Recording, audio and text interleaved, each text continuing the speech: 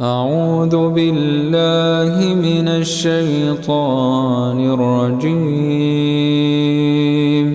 بسم الله الرحمن الرحيم. هل أتى على الإنسان حين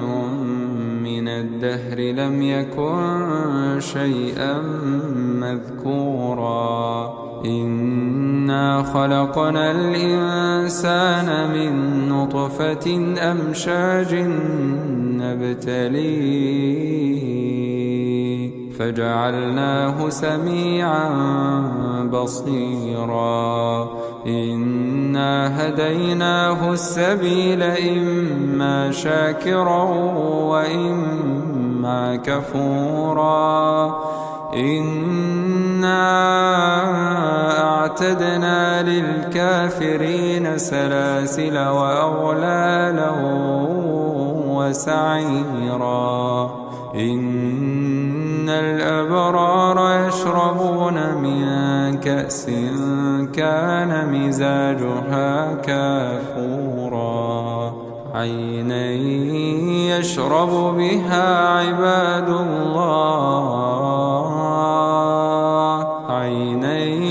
يشرب بها عباد الله يفجرونها تفجيرا يوفون بالنذر ويخافون يوما كان شره مستطيرا ويطعمون الطعام على حبه مسكينا ويتيما وأسيرا إنما نطعمكم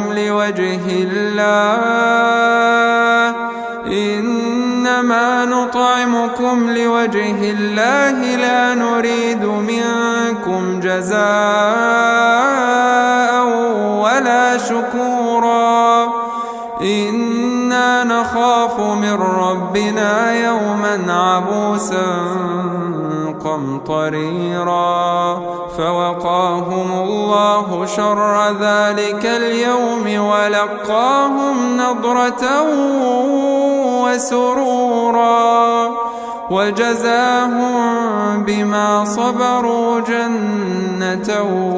وحريرا متكئين فيها على الأرائك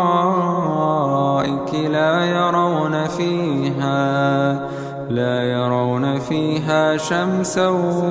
ولا زمهريرا ودانية عليهم ظلالها وذللت قطوفها تذليلا ويطاف عليهم بآنية من فضة وأكواب كانت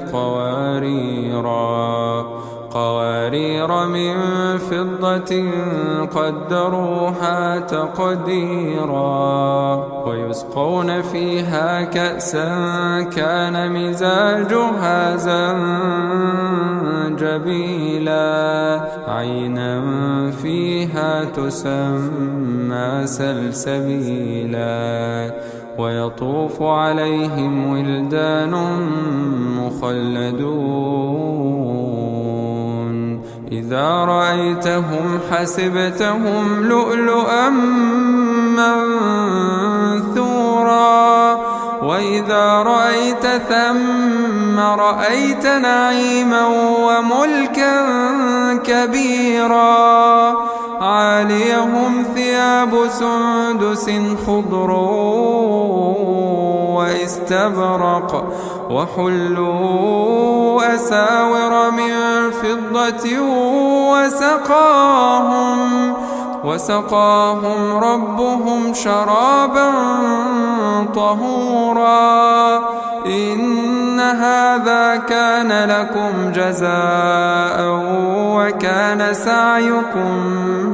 مشكورا إنا نحن نزلنا عليك القرآن تنزيلا فاصبر لحكم ربك ولا تطع منهم آثما أو كفورا واذكر اسم ربك بكرة وأصيلا ومن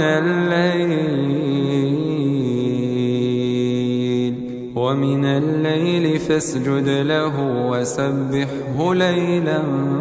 طويلا إن هؤلاء يحبون العاجلة ويذرون وراءهم يوما ثقيلا نحن خلقناهم وشددنا أسرهم وإذا شئنا بدلنا